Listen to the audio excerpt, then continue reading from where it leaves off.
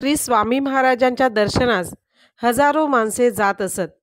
एक वेळ अक्कलकोटात कोणी बसाप्पा नावाचा तेली आला होता.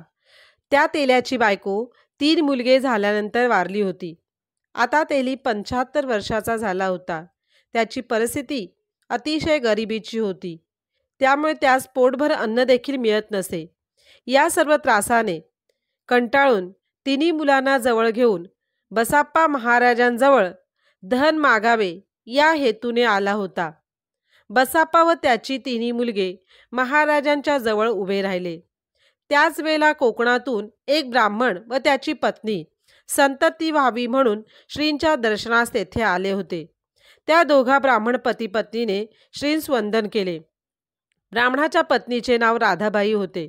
इतक्यात श्री समर्थांनी हास्यवदन करून राधाबाईकडे पाहिले व तिला म्हणाले, राधाबाई, तुझे पूर्वजन्माचे नाव लिंबे होते आणि हा म्हातारा बसाप्पा तेली तुझा पूर्वजन्मीचा नवरा आहे. हे 3 तुझ्या पोटचे मुलगे आहे, त्यांस जवळ घे. असे चमत्कारिक शब्द श्रींच्या मुखातून निघालेले ऐकून राधाबाई तर फारच लज्जित झाल्या.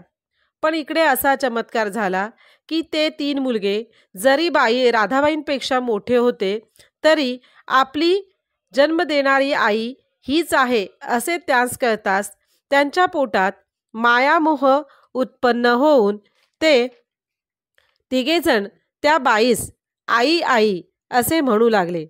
हे पाहून त्या वृद्ध तेल्याच्या डोळ्यातून अश्रुपात होऊ लागला, कारण त्याच्या पत्नीचं नाव लिंबेच होते.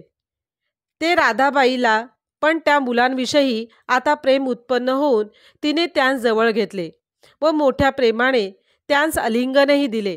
हा अद्भुत व कधीच न घडून येणारा चमत्कार सर्वांनी पाहिला तेव्हा सर्वांची मने आश्चर्याने चकित होऊन गेली.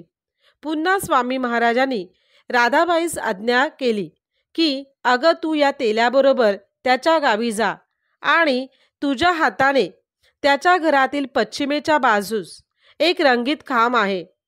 त्या खांबाच्या खाली द्रव्याने भरलेला हंडा पुरलेला आहे.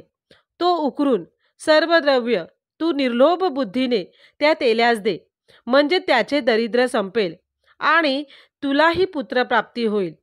याप्रमाणे समर्थांची आज्ञा होताच ते सर्वजण त्या तेल्याच्या घरी अक्कलकोटापासून सुमारे 24 कोसावर होते त्या गावी गेले व त्याच्या घरातील खांबाखाली उकरून पाहतात तर श्री स्वामी महाराजांच्या वचनाप्रमाणे द्रव्याचा हंडा त्यास सापडला आणि श्री स्वामींच्या आज्ञेप्रमाणे त्या बाईने ते सर्व द्रव्य त्या तेल्याच्या स्वाधीन केले.